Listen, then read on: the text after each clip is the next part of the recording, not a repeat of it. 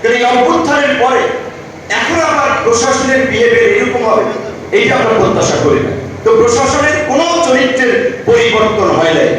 আমরা সেই কোটা সংস্কার আন্দোলন থেকে 2019-এ ডাকসু নির্বাচনের একটা বিজয়ের পরে রাজনৈতিক অগ্রযাত্রার দিকে আমরা যেতে সাহস করেছিলাম। প্রকৃত অর্থে আমি বলেছিলাম এই অভ্যুত্থানের পরে দেখবেন বিভিন্ন বিশ্ববিদ্যালয়ে অনেকে ভাইস চ্যান্সেলর হয়েছেন, ইউজিসির মেম্বার হয়েছেন, পিএসসির মেম্বার হয়েছেন, অনেকে বিভিন্ন দলের পরিচয়, কেউ বিএনপি, কেউ জামাতের, বিভিন্ন ক্ষেত্রে। কিন্তু আমি গতকালকে সাকিব ভাইয়ের সোশ্যাল প্ল্যাটফর্মের একটি পোস্ট দেখছিলাম। 18 জুলাই ঢাকা বিশ্ববিদ্যালয়ের শিক্ষক নেটওয়ার্কের প্রোগ্রাম ছিল ছাত্রদের উপর আক্রমণের প্রতিবাদে। যদি অনেকে বামপন্থী চিন্তাধারার সাথে বিশ্বাসী, আবার কেউ ইন্ডিভিজুয়াল আছে, কিন্তু আমি দেখেছি গত এই আমাদের 7-8 বছরের সংগ্রামে প্রত্যেকটি ক্রান্তির লক্ষ্যে আনু মোহাম্মদ স্যার সহ এই মানুষগুলোর অগ্রণী ভূমিকা ছিল।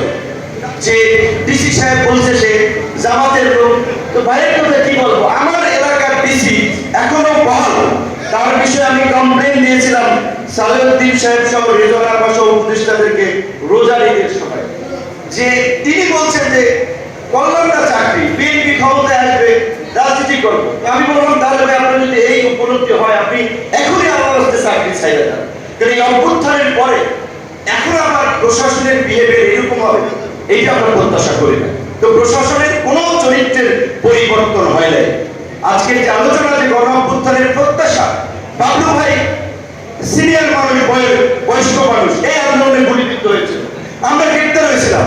সাকিব ভাইয়ের কত লাঞ্ছিত হয়েছে, নির্যাতিত হয়েছে, নিষ্পেষিত হয়েছে। আমরা এই বিদ্যমান ব্যবস্থার পরিবর্তনের কথা বলে লড়াই করে মানুষকে সংগঠিত করে আহ্বান করেছিলাম। কিন্তু দুঃখ লাগে, কষ্ট লাগে, 11 মাসেও ডক্টর ইউনূসের প্রতি আমাদের যে প্রত্যাশা ছিল, এই উপদেষ্টা পরিষদের প্রতি আমাদের যে প্রত্যাশা ছিল, শুধুমাত্র বিএনপি জামাতকে প্রশাসনের বিভিন্ন পদে পুনর্বহাল ছাড়া আর কোনো কার্যকর পরিবর্তন হয় নাই গত 11 মাসে। এইটা তো আমাদের প্রত্যাশা ছিল না। আজকে হসপিটালগুলোতে যান, ঢাকা মেডিকেল সহ জেলা হসপিটালগুলোতে আগের যে মানুষের সেবা পেলে চিকিৎসার ব্যবস্থার পরিবর্তন হয়েছে। ভূমি office, euro office, DC office, SP office কোনো পরিবর্তন হয়েছে। রাজনৈতিক নেতা যাদের ক্ষমতা আছে, সংগঠন আছে, তাদের কথাই চলতেছে।